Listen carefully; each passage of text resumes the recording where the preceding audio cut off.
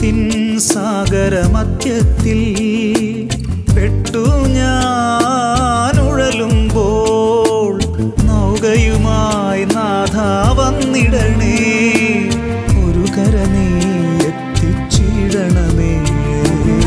യേശുവേ യേശുവേ യേശുവേ യേശുവേ. പരിശുദ്ധ പരമ ദിവ്യകാരുണ്യത്തിന് എന്നേരവും ആരാധനയും സ്തുതിയും പുകഴ്ചയും ഉണ്ടായിരിക്കട്ടെ. ദൈവസന്നിധിയിൽ എഴുന്നേറ്റ് നിന്ന് നമ്മുടെ ദൈവത്തെ നമുക്ക് ആരാധിക്കാം. നമ്മെ തൻ്റെ കാരുണ്യം കൊണ്ട് നിറയ്ക്കുവാൻ നമ്മുടെ മുമ്പിൽ എഴുന്നള്ളിയിരിക്കുന്ന ഈശോ, കാരുണ്യത്തിൻ്റെ നിറകുടമായ ഈശോ, ലോകത്തിന് ഏറ്റവും ആവശ്യമായ കരുണ, നമുക്ക് ഓരോരുത്തർക്കും നമ്മുടെ കുടുംബത്തിനും ഏറ്റവും ആവശ്യമായ കരുണ യാചിച്ച് നമ്മൾ പ്രാർത്ഥിക്കുന്ന സമയമാണ്. നമ്മുടെ എല്ലാ അവസ്ഥകളെയും ഈശോയുടെ കരങ്ങളിൽ സമർപ്പിക്കാം. ദൈവകരുണ ആവശ്യമായിട്ടുള്ള എല്ലാവരെയും മനസ്സിൽ കണ്ട് നമുക്ക് പ്രാർത്ഥിക്കാം. നമ്മുടെ പ്രാർത്ഥനകൾ ചോദിച്ചിട്ടുള്ളവർ, നമ്മൾ പ്രാർത്ഥിക്കാൻ കടപ്പെട്ടിരിക്കുന്നവർ, നമ്മേക്കാൾ ഒരുപാട് രോഗാവസ്ഥയിലും വേദനിക്കുന്ന അവസ്ഥയിലുമായിരിക്കുന്നവർ, അവരെല്ലാം ഈശോയുടെ കരങ്ങളിൽ ഏൽപ്പിക്കാം. ദിവ്യകാരുണ്യനാഥൻ നമ്മുടെ മുമ്പിൽ എഴുന്നള്ളിയിരിക്കുന്ന ഈ സമയം അവിടുത്തെ കാരുണ്യത്തെ ധ്യാനിച്ചുകൊണ്ട് അല്പസമയം സ്വതന്ത്രമായിട്ട് നമുക്ക് ദൈവത്തെ സ്തുതിക്കുകയും ആരാധിക്കുകയും ചെയ്യാം. യേശുവേ നന്ദി. Hallelujah hallelujah hallelujah hallelujah. കാരുണ്യത്തിന്റെ നിറകുടമായ കർത്താവേ, ഞങ്ങൾ അങ്ങേ സ്തുതിക്കുന്നു, ആരാധിക്കുന്നു. കർത്താവേ, ഞങ്ങൾക്കായി അൾത്താരയിൽ എഴുന്നള്ളിയിരിക്കുന്ന അങ്ങയുടെ നാമം വിളിച്ച് ഞങ്ങൾ പ്രാർത്ഥിക്കുന്നു. ഞങ്ങളെ അനുഗ്രഹിക്കണമേ, ഞങ്ങളുടെ കുടുംബത്തെ അനുഗ്രഹിക്കണമേ, ലോകം മുഴുവനെയും അനുഗ്രഹിക്കണമേ എന്ന് ഞങ്ങൾ പ്രാർത്ഥിക്കുന്നു. Hallelujah hallelujah hallelujah. യേശുവേ നന്ദി, യേശുവേ നന്ദി. Hallelujah hallelujah. യേശുവേ നന്ദി, യേശുവേ നന്ദി. ഈ മണിക്കൂറിൻ്റെ എല്ലാ അനുഗ്രഹങ്ങളും നമ്മുടെ ജീവിതത്തിൽ വന്ന് നിറയുവാൻ നമുക്ക് ആഗ്രഹിക്കാം. നമ്മുടെ കുടുംബത്തെയും അതുപോലെ ലോകം മുഴുവനെയും ഈശോയുടെ കരങ്ങളിൽ ഏൽപ്പിച്ച് നമുക്ക് പ്രാർത്ഥിക്കാം.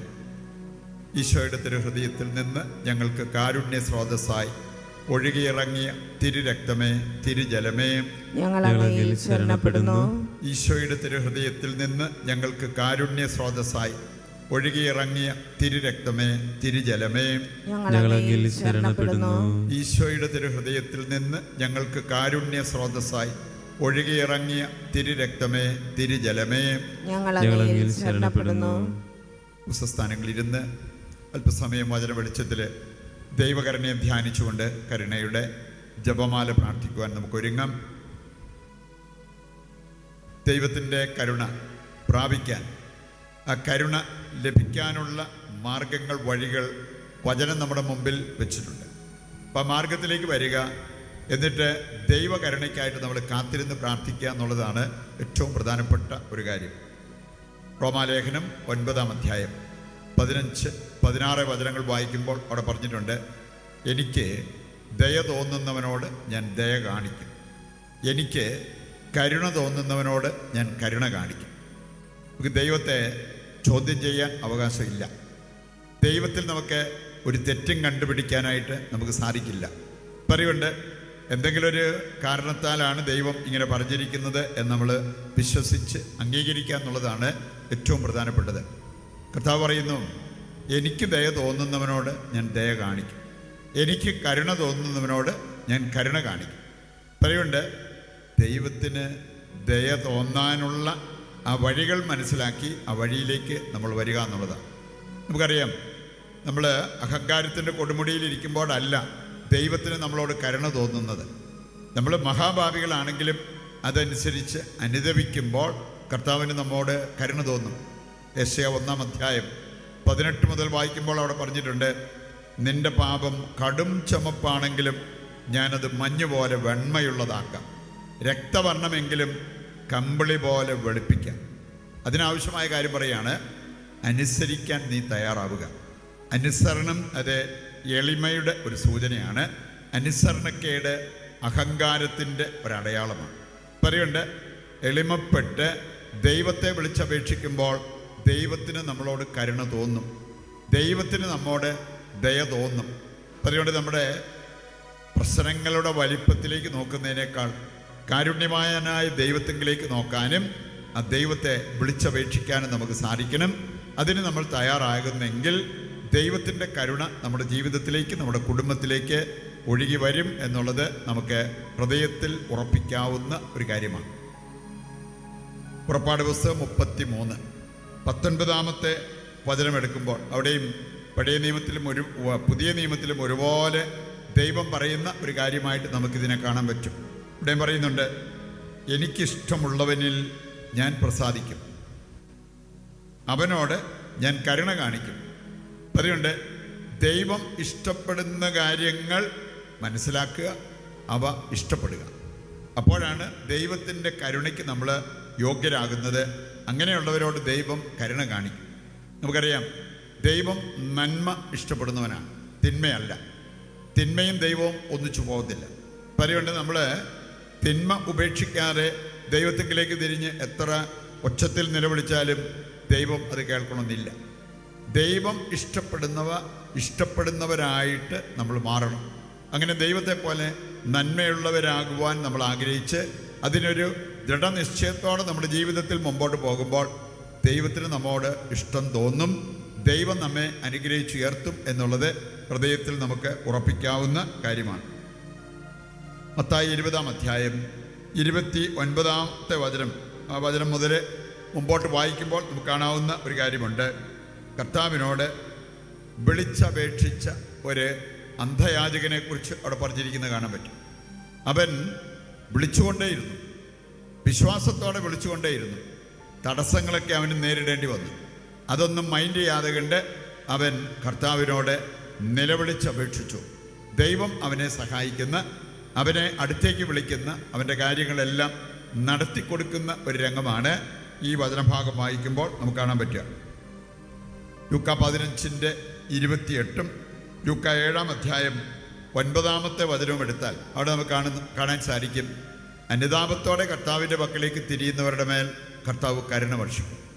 റോമ 2:4 വായിച്ചാലും അവിടെ പറഞ്ഞിട്ടുണ്ട്, ദൈവകരുണയുടെ ലക്ഷ്യമെന്ന് പറയുന്നത് നമ്മുടെ അനുതാപമാണ്.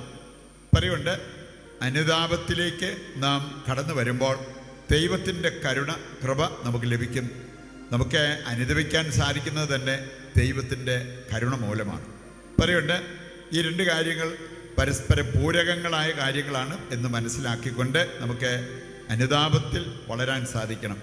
ഒരു പാപി അനുദപിക്കുമ്പോൾ സ്വർഗത്തിലുണ്ടാകുന്നത് വലിയ സന്തോഷമാണെന്ന് ദൈവവചനം നമ്മെ ഓർമ്മിപ്പിക്കുന്നുണ്ട്. അതാണ് ലൂക്കായുടെ സുവിശേഷം 15-ാം അധ്യായം 7-ാമത്തെ വചനം വായിക്കുമ്പോൾ നമ്മൾ കാണുക. പറയുന്നുണ്ട്, ഈ അനുതാപം നമ്മുടെ ജീവിതത്തിലേക്ക് വരുമ്പോൾ സ്വർഗത്തിന് സന്തോഷമുണ്ടാകും. സ്വർഗം സന്തോഷിക്കുന്ന കാര്യങ്ങൾ നമ്മൾ ചെയ്യുമ്പോൾ സ്വർഗം നമ്മെ അനുഗ്രഹിക്കുന്ന അനുഭവം ഉണ്ടാകും. അതുകൊണ്ട് ഇതൊരു ദൈവത്തിൻ്റെ ഒരു ദാനമാണ് അനുതാപം എന്ന് പറയുന്നത്. അതിന് നമ്മൾ ആഗ്രഹിക്കണം. നമുക്ക് തെറ്റുപറ്റിയെങ്കിലും അനുദപിച്ച് തെറ്റുതിരുത്താൻ തയ്യാറാകുമ്പോൾ ദൈവം നമ്മുടെ മേൽ കരുണ വർഷിക്കും എന്നുള്ളത് നാം മനസ്സിലാക്കിയിരിക്കേണ്ട ഒരു കാര്യമാണ്. അവസാനമായിട്ട് നമ്മൾ എടുക്കുന്നത് മിക്കായുടെ പുസ്തകം 6-ാം അധ്യായം 8-ാമത്തെ വചനം. ഈ ഒരു വചനം എടുത്താൽ മിക്ക 6-ാം അധ്യായം 8-ാമത്തെ വചനം 2-3 പ്രധാനപ്പെട്ട കാര്യങ്ങളാണ് കർത്താവ് നമ്മളെ പഠിപ്പിക്കുന്നത്. ദൈവ കരുണ പ്രാപിക്കുന്നതിന് ഇവയെല്ലാം നമ്മെ സഹായിക്കും എന്നുള്ളത് നാം മനസ്സിലാക്കിയിരിക്കേണ്ട ഒരു കാര്യമാണ്. വളരെ പ്രധാനപ്പെട്ട ഒരു വചനമാണ് മിക്ക 6-ന്റെ-8-ാമത്തെ വചനം. 3 കാര്യങ്ങൾ അവിടെ പറഞ്ഞിട്ടുണ്ട്. ഒന്നാമത്തെ കാര്യം, നീതി പ്രവർത്തിക്കുക. ദൈവം വളരെ നല്ല കാര്യങ്ങളെന്ന് പറഞ്ഞ് പഠിപ്പിക്കുന്ന കാര്യങ്ങളാണ്. അതിലൊന്നാമത്തേതാണ് നീതി പ്രവർത്തിക്കുക. നമ്മൾ കാണുന്നുണ്ട്, ഹോസിയയുടെ പുസ്തകം 10-ാം അധ്യായത്തിലൂടെ കടന്നു പോകുമ്പോൾ, നീ നീതി വിതയ്ക്കുന്ന വ്യക്തിയാണെങ്കിൽ ദൈവകരുണ നിനക്ക് കൊയ്യാൻ പറ്റും. നമ്മൾ വിതയ്ക്കുന്നത് നീതിയായിരിക്കണം, നമ്മൾ ജീവിക്കുന്നത് നീതിപൂർവമായിരിക്കണം. അതുകൊണ്ടാണ് ജ്ഞാനം 3-ാം അധ്യായം 1 മുതൽ വായിക്കുമ്പോൾ അവിടെ പറഞ്ഞിട്ടുണ്ട്, നീതിമാൻ്റെ ആത്മാവ് ദൈവകരങ്ങളിൽ സുരക്ഷിതമാണ്. ഈ സുരക്ഷിതത്വം, ദൈവത്തിൽ നിന്നുള്ള സുരക്ഷിതത്വം നമുക്ക് ലഭിക്കുന്നത് നാം നീതിപൂർവം ജീവിക്കുമ്പോഴാണ് എന്ന് വചനം നമ്മെ ഓർമ്മിപ്പിക്കും. ഇതിൻ്റെ നേരെ വിപരീതമായ അനീതി, അത് നമ്മൾ വിതച്ചാൽ എന്ത് സംഭവിക്കുമെന്നും വചനം നമ്മെ ഓർമ്മിപ്പിക്കുന്നുണ്ട്. സുഭാഷിതങ്ങൾ 22:8 വായിച്ചാൽ അവിടെ പറഞ്ഞിരിക്കുന്നത്, അനീതി വിതയ്ക്കുന്നവൻ അനർത്ഥം കൊയ്യേണ്ടി വരും. അപ്പം നമ്മളാരും ഇഷ്ടപ്പെടുന്നൊരു കാര്യമല്ല അനർത്ഥം കൊയ്യുക എന്നുള്ളത്. അത് സംഭവിക്കാതിരിക്കണമെങ്കിൽ അനീതി വിതയ്ക്കരുത്. നീതിപൂർവ്വം നമ്മൾ ജീവിക്കണം. നീതിപൂർവ്വം നമ്മുടെ ജീവിതത്തിൽ മുന്നേറാനായിട്ട് നമുക്ക് സാധിക്കണം.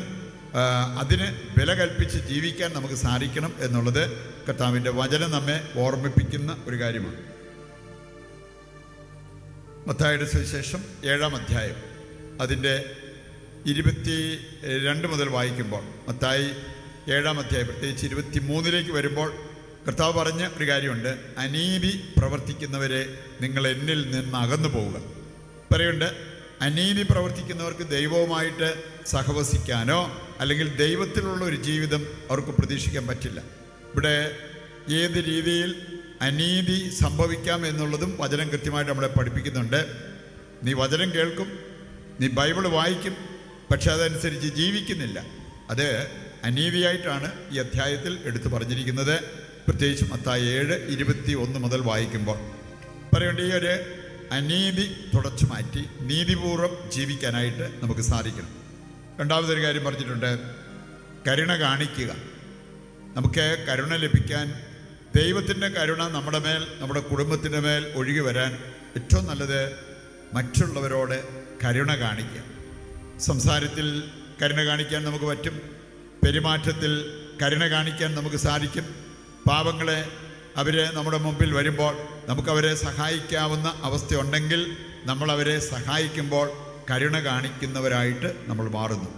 അങ്ങനെ പ്രവർത്തിക്കുന്ന, പെരുമാറുന്ന വ്യക്തികൾക്ക് അവരുടെ ജീവിതത്തിൽ ഒരവസ്ഥ വരുമ്പോൾ ദൈവ കരുണയ്ക്കായിട്ട് അവർ പ്രാർത്ഥിക്കുമ്പോൾ ദൈവം തൻ്റെ കരുണ അവരുടെ മേൽ വർഷിക്കും എന്നുള്ളത് ഈ അധ്യായം വായിക്കുമ്പോൾ നമുക്ക് കാണാൻ സാധിക്കും. പ്രത്യേകിച്ച് യാക്കോബ് ശ്ലീഹ 2:13 വായിച്ചാൽ അതിൻ്റെ സന്ദേശം അതാണ്. കാരുണ്യം കാണിക്കുന്നവരുടെ മേൽ കാരുണ്യപൂർവകമായ വിധി ഉണ്ടാവും. കാരുണ്യരഹിതരുടെ മേൽ കാരുണ്യരഹിതമായ വിധി ഉണ്ടാവും. ഇത് ദൈവം വചനത്തിൽ കൃത്യമായിട്ട് നമ്മളെ പഠിപ്പിക്കുന്ന ഒരു കാര്യമാണ്. അവസാനമായിട്ട് നമുക്ക് ചിന്തിക്കാവുന്ന ഒരു കാര്യം ഇതാണ്, ദൈവസന്നിധിയിൽ വിനീതനാവുക. ദൈവകരുണ ലഭിക്കാൻ നല്ലൊരു മാർഗമായിട്ട് പറഞ്ഞിരിക്കുകയാണ് ദൈവസന്നിധിയിൽ വിനീതനാവുക. നമുക്കറിയാം, ദൈവം സംപ്രീതനാകുന്നത് വിനീതരില്ല. എളിമയോടെ നമ്മൾ ദൈവത്തിന് മുമ്പിൽ വ്യാപരിക്കുമ്പോൾ ദൈവം നമ്മളിൽ സംപ്രീതനാകും. വിനീതൻ്റെ പ്രാർത്ഥന മേഘങ്ങൾ തുളച്ച് സ്വർഗത്തിലെത്തും എന്നുള്ളത് പ്രഭാഷകൻ 35:21 വചനം നമ്മെ പഠിപ്പിക്കുന്ന കാര്യമാണ്. പറയുന്നുണ്ട്, ദൈവസന്നിധിയിൽ എളിമപ്പെടാനും ദൈവത്തോട് നിലവിളിച്ചപേക്ഷിക്കാനും മറ്റുള്ളവരോട് കരുണ കാണിക്കാനും ഒക്കെ നമുക്ക് സാധിക്കുന്നുണ്ടെങ്കിൽ ദൈവകരുണയ്ക്ക് ഒരു കുറവും നമ്മുടെ ജീവിതത്തിലോ നമ്മുടെ കുടുംബത്തിലോ ഉണ്ടാകില്ല. നമ്മുടെ വ്യക്തിപരമായ ആവശ്യങ്ങളെ ഈ അൾത്താരയിൽ സമർപ്പിച്ച് പ്രാർത്ഥിക്കാം. നമ്മുടെ കുടുംബത്തെയും കുടുംബാംഗങ്ങളെയും സമർപ്പിച്ച് നമുക്ക് പ്രാർത്ഥിക്കാം. നമ്മുടെ ആവശ്യങ്ങളെല്ലാം സ്വർഗത്തിലേക്ക് ഉയർത്തിക്കൊണ്ട് അവയെല്ലാം ദൈവം ഏറ്റെടുത്ത് നമ്മുടെ മേലും ലോകം മുഴുവൻ്റെ മേലും കരുണ വർഷിക്കുവാൻ ആഗ്രഹിച്ചുകൊണ്ട് കർത്താവിനെ സ്തുതിച്ച് ദിവ്യകാരുണ്യത്തിൻ്റെ ആശീർവാദത്തിനായിട്ട് നമുക്ക് ഒരുങ്ങാം. യേശുവേ നന്ദി, ഹല്ലേലൂയ, ഹല്ലേലൂയ. കർത്താവേ, ഞങ്ങളെ ഏറ്റെടുക്കണമേ. ഞങ്ങളുടെ ഈ പ്രാർത്ഥനാ നിയോഗങ്ങളെല്ലാം ഏറ്റെടുക്കണമേ. അങ്ങ് ഞങ്ങളെ അനുഗ്രഹിക്കണമേ എന്ന് പ്രാർത്ഥിക്കുന്നു. അങ്ങയുടെ ആത്മാവിനാൽ ഞങ്ങളെ നിറയ്ക്കണമേ എന്ന് പ്രാർത്ഥിക്കുന്നു. ലോകം മുഴുവൻ്റെ മേലും അവിടുത്തെ കരുണ വർഷിക്കണമേ. ഞങ്ങളുടെ പ്രത്യേക നിയോഗങ്ങൾ, പ്രാർത്ഥനയുടെ ആവശ്യങ്ങൾ അവിടെ ഏറ്റെടുക്കണമേ. ഞങ്ങളെ അനുഗ്രഹിക്കണമേ എന്ന് പ്രാർത്ഥിക്കുന്നു. Hallelujah, hallelujah, hallelujah. യേശുവേ നന്ദി, യേശുവേ